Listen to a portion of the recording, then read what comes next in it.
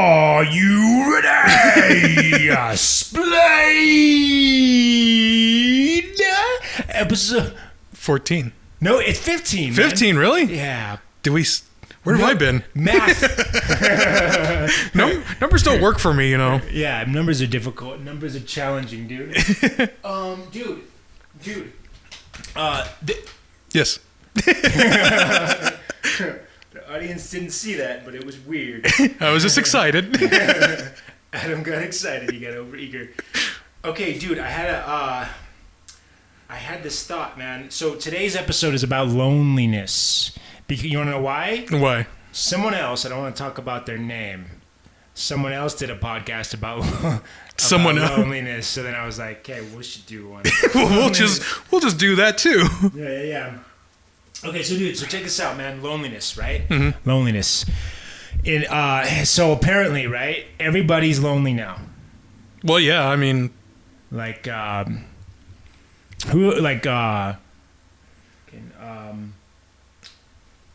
Kylie Jenner, she's lonely.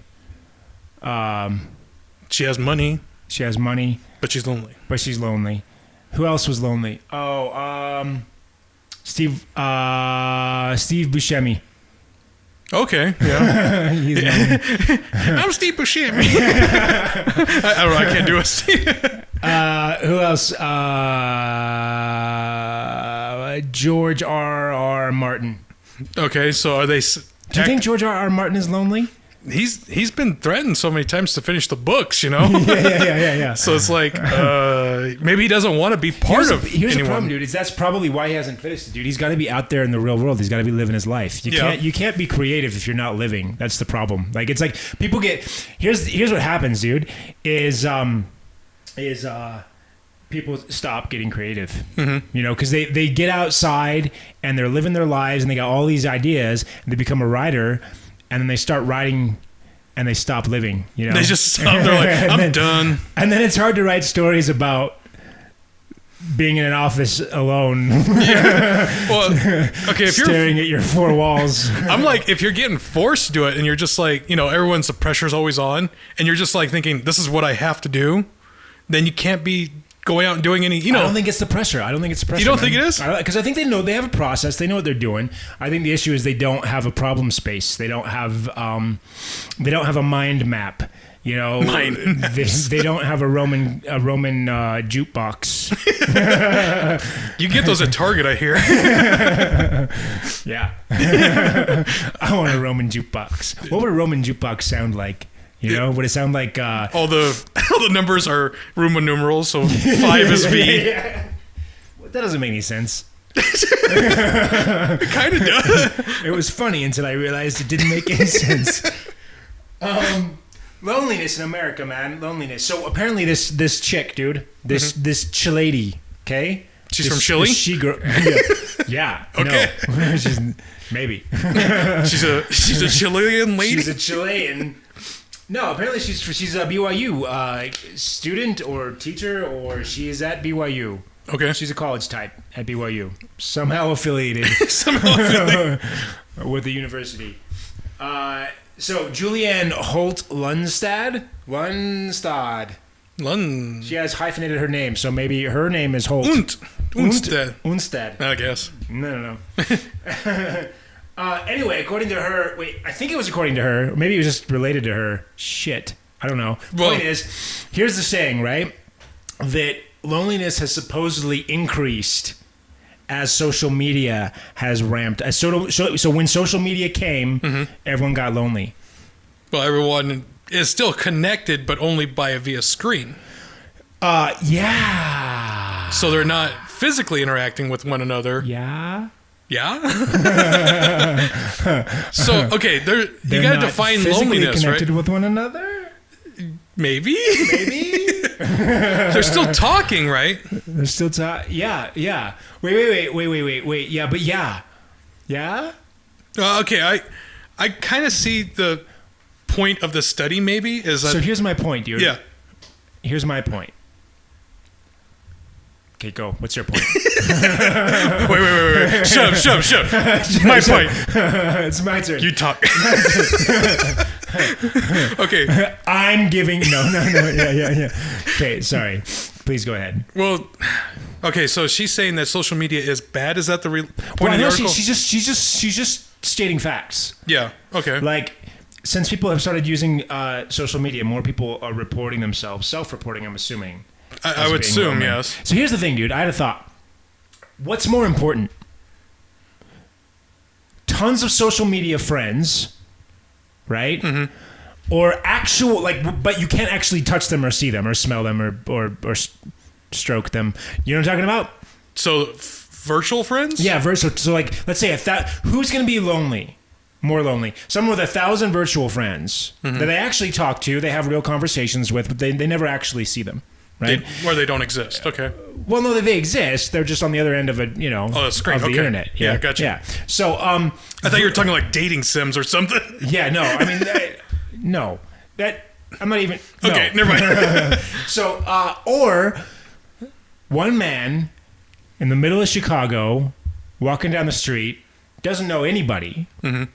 Walks down the street every day, bumps shoulders, shakes, whatever, stumbles over briefcases, whatever the heck it is. You know what I mean? That guy. Okay. He doesn't know anybody. He's not having any conversations, but every day he has physical contact with human beings. So he's out and about. He's out and about. But he's not part of the world. He's not social. He's rubbing shoulders with people. He's, people are coughing on him on the train. But he's not talking to him. He's not talking to him. Maybe a little bit here and there, but not. Let's say for this scenario, no. He's just around them all the time. Okay. You know what I mean? Who's lonelier? The guy in his room never leaves his room. He's got 1,000 friends online, never leaves his room. Is he lonelier? Or the guy in Chicago who doesn't actually engage with anybody into like in-depth conversation, but he's physically engaging with thousands of people every day as he walks down the street? My answer is they're both. But who's more, right? Who's more? Yeah, to be honest, dude, I think the guy with 1,000 friends online is lonelier. When he disconnects and he doesn't leave his room, he would be lonelier. I think even when he's online engaging with people, it's solitary. Well, again, he got to look at it as he's putting on a mask, He doesn't know these people. Exactly. But it's not even that, dude. What I'm talking about is much lower than that. Like, I think that our bodies need to actually, like, freaking absorb urine, you know what I mean? And, like, sweat, you know what I mean? Like, I think we need to actually chemically engage with one another. Okay, I mean... I think that's part of the experience. I think, like, to be animals, we need to, like, rub each other, on, and just freaking, like, take each other in, You ever go to like a swap meet place in like a hot market? Yeah, I do not want to go there. Yeah, see? And maybe that's part of the problem, dude. But see, I spent some time in Chicago, dude, and like I would walk to work, right, instead of driving, because driving you couldn't get anywhere in Chicago. People don't drive. They have these elevated tracks in Chicago, right? Yeah. And it just was so much less stressful to like just like walk, even though it was a little, I had to walk like a mile, right? Mm-hmm. Don't take the bus because the buses are crazy. But you walk to the mile, get on the L track, and just take it to work. It took maybe 40 minutes, maybe just a little bit shorter than driving, but it was so much more relaxing, dude. And then the thing is like as you're walking down the street, like at lunch, you want to walk to get a bite, or you're on the train. There's just people all around you. Yeah. And in a weird way, dude, I feel like when looking back on it, I think I felt way more connected, like way more like social, than when I was working in California and I was driving to work every day. You're in your own space. You're in your own space. You're very isolated. You come home. You don't engage with your neighbors. You know what I mean? You're very, very isolated in that world. And it's interesting, man. I think, honestly, just being like chemically connected is actually part of the problem. It can be. I mean, you look at people who have survived like, on a desert island by themselves and how their mind has either deteriorated because they're not used to being around people anymore. Yeah. You take someone, you isolate them for so long, and then you try to reintroduce them to society. He's going to come out awkward, right? Then you're going to have the kids who just isolate themselves. They're going to be awkward no matter what. But then you can't confuse loneliness to the point where you get depressed, you know? Is it different? I think they're the same thing. I think they stem from the same I think it's thing. kind of the same thing, but depression is a little bit more serious because you're like saying, on top of the being lonely, you're not worth anything, you know? That's how you feel. But I think that they originate from the same place. Like, well, yeah. Feeling worthless, I think, is part of just not feeling part of society. Well, you know what I mean? It's the logical thing. It's like you're saying, I don't have any friends after I disconnect from the internet or whoever, right? And I'm not interacting with anyone. Exactly. What am I doing with my life? You know? Right. Yeah. So I think they're tandem, dude. I think they're 100% the same. You know, depression and loneliness. I think they go hand in hand. If we want to fix, because there's a suicide problem in America too, right? Mm-hmm. Here's the thing, man. If we want to fix that, I think our biggest freaking thing, the first thing we should do is start finding ways to get people out together. Here's the thing. After high school, after college, you know what I mean? You go to your work. People, I don't know about you, but in my experience, people get way less social after college. College is a very social environment. You know, you go there, there's tons of people there. You're swapping around in different classes, having conversations in between classes, you know, whatever. You know, same with high school and grade school. Then you go into the workplace and you get a little bit of that at work. Here and there. But it's a much smaller pool of people. And, you know, people are much more heads down, much more focused. You know what I mean? Depending on your job, there are some work environments that I think are healthier. Oh, I mean, there are tons of work environments where you actually go out and interact with the public, salespeople, and different things like Those that. are probably much happier people because of that. So here's the thing, though, is for a lot of us, we don't get that at work. No. And then we come home and, you know, we may not even if we have a family, we may not, you know, we may end up not hanging out with them that much because we're busy working. They're busy doing whatever they got to do. You know what I mean? And I think that's really the root cause of the problem is the separation. We need to find a way to get people together. We need to find a way to get people to engage socially, to come out and just be around human beings. I don't know how to fix that, you know, because we're getting more and more separated. But Life's hard when you're single. You're going to get in a rut because you're going to have not social. Well, yeah. Here's the thing: is if you're social, then that's the thing. Go out to the bar. You know. There are lots of people at the bar, and they are drunk, and they're either looking for a fun time or they're looking to fight. That's part of the problem. But either way, it's going to be a social experience. It'll be a social. That's for sure, because you're just going to be either getting drunk or fighting. So it doesn't matter. So, dude, here's another thing that's interesting, man. Is like, so by generations, millennials are the loneliest. They say they're probably the loneliest. Anyway. And then Gen Z is the loneliest. No, Gen Z is the loneliest. But another group is millennials, and then like really old people, like 80-year-old people plus. You know what I mean? Like widowers or just I don't know, just like people in nursing homes. I think. Well, okay, that makes sense. That makes real sense. Yeah, I don't know. I don't know how you fix that problem. You know what I mean? But yeah, so lots of people, dude. Lonely people, dude. Yeah, mental health and stuff like that is a major issue. And then also, dude, I think here's there's like signs of loneliness, I think, that you can see. You know what I'm talking about? So like on social media, dude, if you see a friend, right, and they have a picture of themselves, right? And there's no one else in that picture. It's just them, and it's clear that they took the picture, either in a mirror or just held the phone out. You know what I mean? Yeah. Especially if they're in like a bathroom or like their car. You know what I mean? But they say, "Oh, look at my boyfriend just took my photo," right? No. Just the fact that they're taking a picture of themselves alone, and putting it on social media. That is to me, that's an extremely lonely signal. Like that person needs a hug. So reach out to that person, go over to their house, pull out your phone, take a picture with them and say, take down that photo. Replace it with this one. So selfies. Loneliness, man. Is loneliness. Extreme loneliness. I think I've seen it a lot. You know what I mean? I see it a lot with friends who are maybe at the end of a relationship, potentially. You know, they're struggling. Then they'll post, you know, or if they're feeling lonely in their relationship, they'll post they start posting selfies, and when I see that, I get very sad, you know, because I'm like, that friend, they're having a hard time. You know what I mean? What if you don't take any photos of yourself? Because I rarely do myself. Well, it's not that. Yeah, just because you're not taking photos doesn't mean that you're not lonely. I'm just saying that it's one sign. You know, it's one very strong signal of being lonely. So another strong signal of being lonely is if you see someone and you're like at the store, right? Like you're at Harmon's or Walmart or Shop Plus, you know, whatever the fuck, and you see someone in the beverage aisle, right?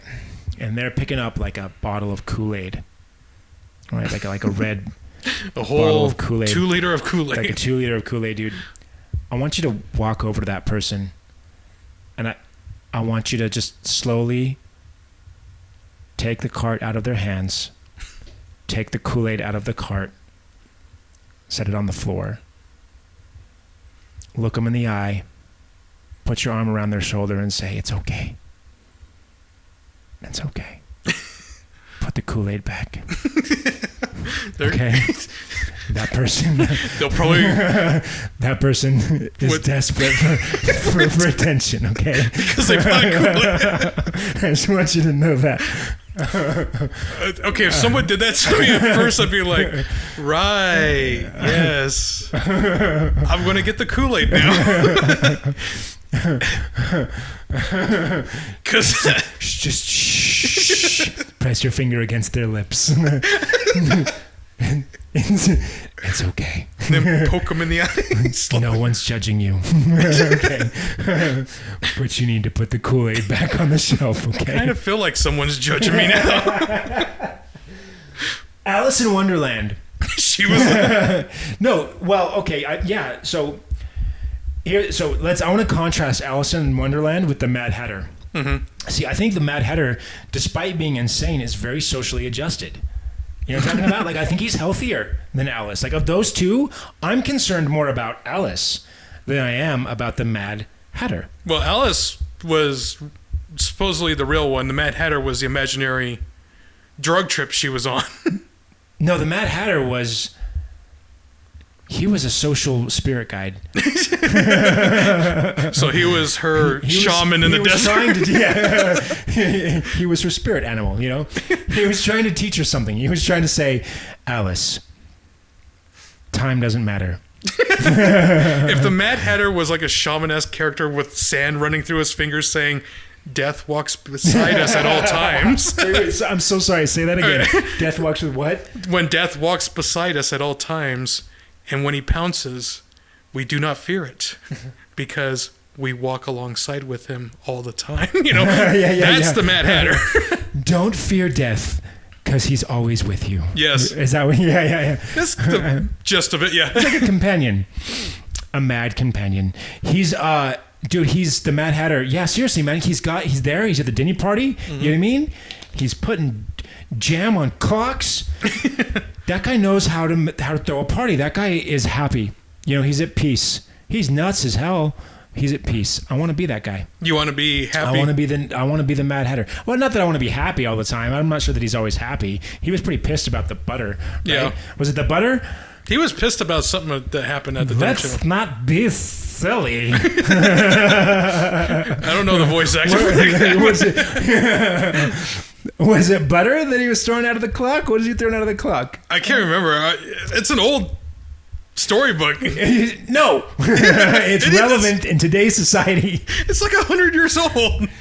It gets kind of bleak though. The whole freaking bit about the freaking seashells, the clams, the little to eat them. That I think is it's arguably close to reality. You know, and it's that movie was dark, man. But the Mad Hatter, he brought peace to my soul. You know, like the one character. At that moment, I was like, this is where I want to spend the rest of my life. You know, is at this table, celebrating my unbirthday. You go ahead, man. I mean, all right. If you're better crazy, than the rabbit's so concerned. Where's he going? He's running fast. See, that's the thing. Is the contrast between someone who doesn't really care, and he's just like doing what he wants, right? Yeah. And then you got the rabbit who's like, I have to be here. I have to go. I have to go. I have to go. To be always, and he's always late because he's always It's on his way somewhere. It's a metaphor for all society. He can never catch up. He can never keep up. Yeah. And Mad Hatter's just like, fuck it. Yeah, he's like, I'm going to do my own birthday. Yeah. My birthday. Yeah. I like the Mad Hatter. Well, he's mad because of the lead. He probably has more money too, you know? Just because he's like, fuck money it. doesn't matter in that. People like him more. You know? Yeah. Oh, who was it? I saw an article from Elon Musk, man. He was talking about soft skills. Mm-hmm. He was talking about soft skills to keep your job. I don't even know if it's real. I read the headline. So I'm just going off the headline. Okay. That Elon Musk said this. So if he didn't say this, fuck you. I'm saying he said it. So all right. So the point is that soft skills. Soft skills, dude. The interesting thing is that people who come to work, and I've noticed this, people come to work, they put their heads down, they focus, they get a lot of stuff done. They're maybe quote unquote 10Xers. Yeah. Right? They do 10 times what other people do on the job. Elon Musk, I think, has been called a 10X. It might even be his term. Point is that they a lot of times they get turned down for promotions, even let go for fit reasons. Yeah. Because they're not making friends at the office. You know what I mean? Sometimes it's actually important to say fuck it. You know what I mean? To look at your coworkers and be like, hey, what's up, man? You know what I mean? Yeah. Well, you know, like fucking just like don't answer that call right now. You know, just fucking what's up, dude? You know what I mean? Did you catch the last episode of The Labyrinth? I don't know what the fuck. No, Dark Crystal. That's what I was thinking of. Have you seen the latest television program of this evening? Yeah, you sound really alien when you do that. Yeah. I guess I don't know how to make small talk. See, it's all about being social with someone you're working with, right? Yeah. Because then you can work on your game to say, hey, I know this person. Exactly. I'm working my way up. The more you talk, the more you can talk. Yeah. But momentum is a thing in life. It's a rule in life. And also, an object in motion will stay in motion unless acted on by another equal and opposite force, right? That applies in all realms. It's not just physics. It applies to everything, you know? The happier you are, the happier you can be. The sadder you are, the sadder you can be. Saddier. You heard me.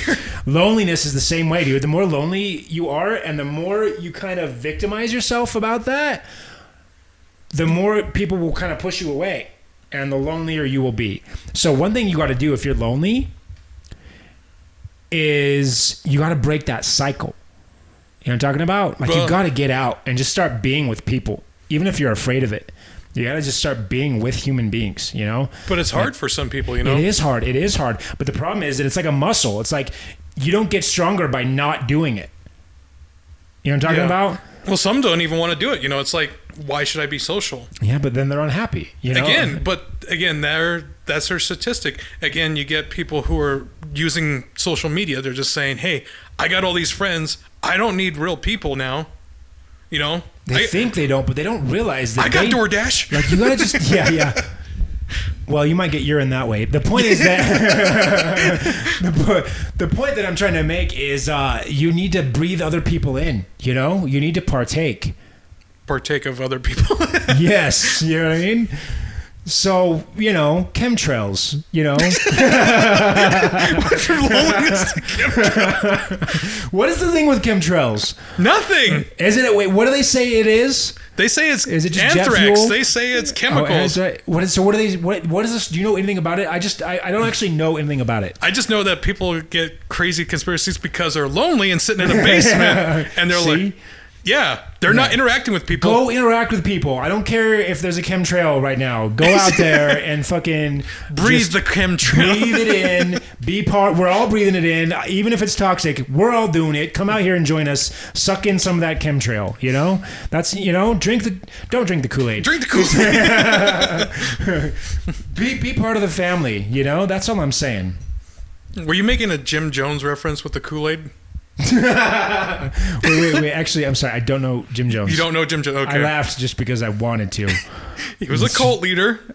Did he have a thing about Kool-Aid? Yes. Was it dark? It sounds like, just by your face, I'm guessing it was dark. You went back to the Jim Jones. I mean, you went back to the Kool-Aid in the one part, and I was like, are you making a Jim Jones? Holy shit, was that a Jim Jones reference? Yeah, I mean, I wish there was more depth to that, but no, I was just a random fucking item. Joke around Kool-Aid. You could have been cereal. Okay. Yeah, it could have been, marshmallows, In the ether, they just met. And then there was, in my mind, I'm like, yeah, there was no depth to that. I'm sorry, audience, to disappoint you.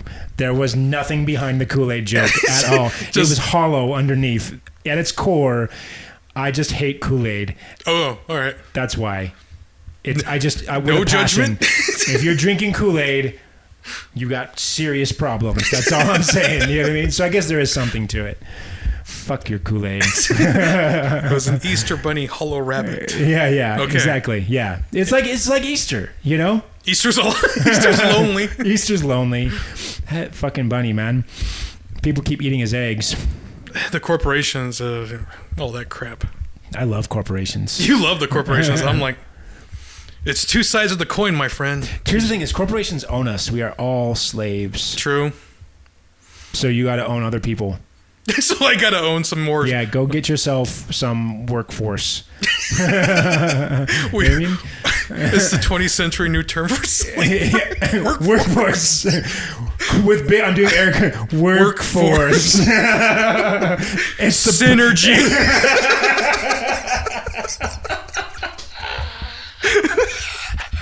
Oh yes, it's the politically correct way to say synergy. Paradigm. Yeah. Yes, exactly. Go get yourself a workforce. Remember to prioritize synergy and make sure that they've got some good synergy to motivate them. Oh, that's bad. Oh, okay. All right. That's it, dude. That's all. Wait, hold on. You got any more articles? Do I got any more? Was there anything else here? Nope.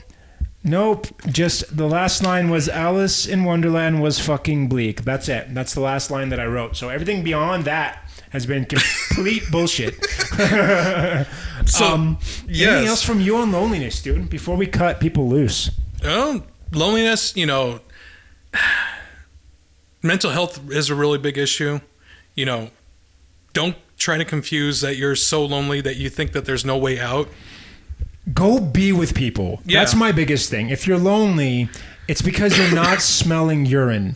Okay? No. Seriously though, if you're lonely, that's a joke. Don't take that too far. That's not literal. Yeah. Okay? If you're lonely, go be with people. Go somewhere. I don't even know where. Just go be around people. Go to the 7-Eleven. Or something like a meetup, a game shop or something. Not a game shop, but the game places where you actually play games. Oh, tabletop games. You know what I mean? Something where you whatever it is, go be with people. Don't go. Yeah. If you have a certain hobby, that's one problem with hunting and fishing is unless you're doing it with a large group of people, it's very lonely. The 40-man hunt. Yeah. Go hunt within a group with 40 people. Minimal alcohol, okay? Like avoid alcohol because there's a lot of you and you're all armed. But be social. That's the biggest thing. You know what I mean? Okay. Lots of people. The more people, the better. If the whole entire city of Chicago is out hunting, then go join them. No one's left. You just made the first purge of America. And so the purge begins. As long as it's social, the great Chicago purge. Yeah. So, okay, if you're going to go out and have interactions, go to the 7-Eleven. Even if it's the interaction with the homeless guy that says, "Give me $1." Dude, it's probably better than nothing, man. It's probably better than nothing. But seriously, I want more people than that, and ideally healthy, because the homeless guy, he's not going to give you good energy. You know what I mean? So go where people are healthy. Also, I recommend the gym. Go there. Okay. Yeah. Go, because you need the fucking endorphins and the oxygen, especially if you're lonely, man. Go get yourself some oxygen. Go get yourself some O2, O1. All the O's. Go get all the O's. Cheerios. And yeah, and maybe not the Cheerios for the same reason as Kool-Aid. That's it. All right. Yeah. Well, my final thoughts are just, if you need help, get it. It's not a shame to ask for help. Yeah, that's something too. If you don't, in addition to going out, call someone. Mm-hmm. There are people, there are numbers. You know what I mean? Call somebody. Talk Yes. to them. There's people who can guide you on where to go, how to get out of your hole. Please go find help. We want you here. We need you here. We just don't know where the fuck you are because you're in your room playing World of Warcraft. You know what I mean? So go, or whatever it is that you do, or planning some sort of mass shooting. I don't know what the fuck it is, but whatever you're doing, it's not healthy. Go talk to somebody. You know what I mean? So you want to get people? Yeah, I get you there. Go talk to somebody. Make a friend. And I say corporations do not care about you at all. They don't. They really don't. They don't. I'm not going to dispute that. Okay. Go get a workforce of your own. Go get a workforce. You need some. All right. Sounds good. All right, man. Peace out. Guys, if you're still with us, please hit like. Subscribe. Please hit subscribe. If your name is Mike, please hit like. Twice. And that's it, man. That's it, guys. It's Splayed. I'm so glad I subscribed twice. And once illegally. Yeah. It was the best thing I ever did. I made a bunch of fake accounts. Now let's subscribe. Don't do that. Don't do that. That'll hurt our stats. Okay. Peace out, guys. Right. Peace out. Splayed episode 15, Adam. 15. Fucking A. Yep. Fist bump. Out. Peace out. Bye. Bye.